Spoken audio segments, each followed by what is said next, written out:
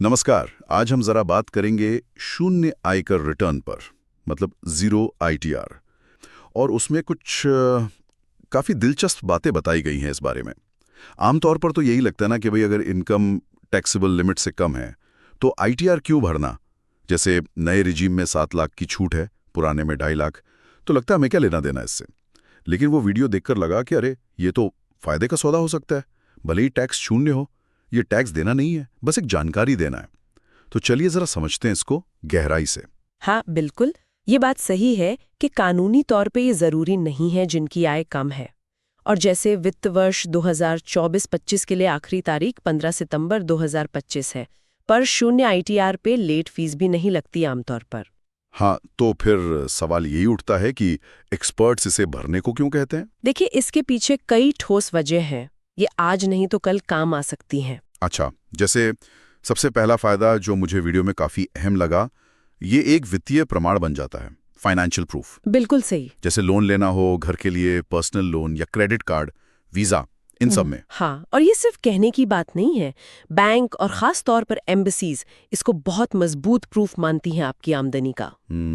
कई बार तो बिना आईटीआर दिखाए लोन या वीजा मिलना मुश्किल हो जाता है। ये दिखाता है कि आपकी एक रेगुलर इनकम है, भले ही वो टैक्स के दायरे में ना हो। सही।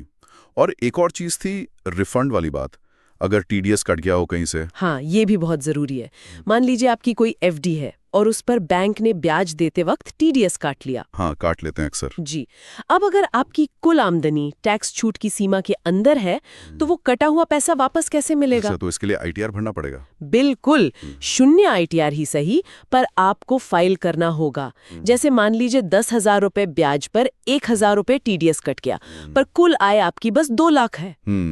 तो आप ये शून्य आईटीआर फाइल करके वो 1,000 रुपए वापस क्लेम कर सकती है, नहीं तो वो पैसा गया। अरे वाह, ये तो बहुत काम की बात है। मतलब अपना ही पैसा वापस लेने के लिए भी आईटीआर जरूरी है।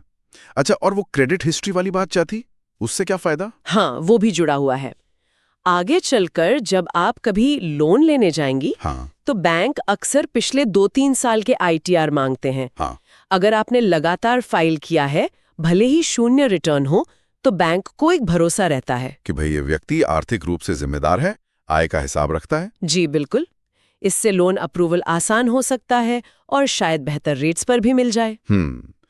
एक और चीज थी वीडियो में, लॉस कैरी फॉरवर्ड, नुकसान को आगे ले जाना। ये क्या होता है? ये खास तौर पर उन लोगों के लिए है जो शेयर बाजार या म्यूचुअल फंड वगैरह में निवेश करते हैं। अच्छा, अगर आपने उस साल का शून्य आईटीआर भी फाइल किया है, तो आप उस घाटे को अगले सालों में होने वाले मुनाफे से एडजस्ट कर सकती हैं। मतलब कैसे, जरा समझाइए। मतलब मान लीजिए अगले साल आपको शेयर बाजार से 50,000 रुपए का फायदा हुआ और पिछले साल का आपका घाटा था 20,000 रुपए, जिसका आपने आईटीआर भरा था। हाँ। तो आप अगले साल के मुनाफे को 50,000 रुपए की जगह 30,000 रुपए दिखाकर टैक्स बचा सकती हैं।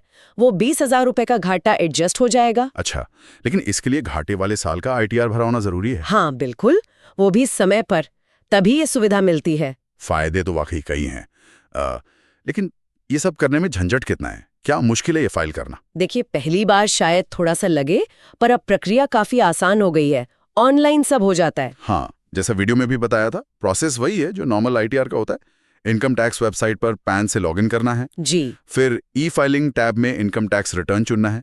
ज्यादातर कम आय वालों के लिए आईटीआर 1 फॉर्म होता है। हाँ, आईटीआर 1 सहज।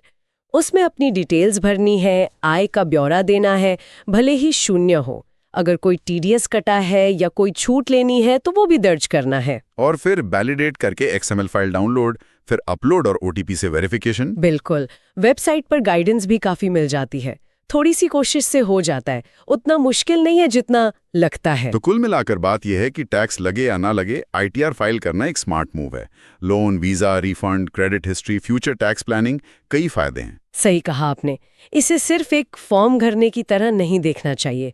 ये आपके फाइनेंशियल रिकॉर्ड को मेंटेन करने का और भविष्य के लिए तैयार रहने का एक तरीका है। बिल्कुल। और यहीं पर एक सवाल मन में आता है कि क्या हमारी फाइनेंशियल प्लानिंग सिर्फ टैक्स बचाने तक ही सीमित रहनी चाहिए, या फिर एक साफ सुथरा फाइनेंशियल रिकॉर्ड बनाना ये अपने आप में एक बड़ा लक्ष्य होना चाहिए जिसके फायदे शायद देर से मिलें पर मिलते जरूर हैं।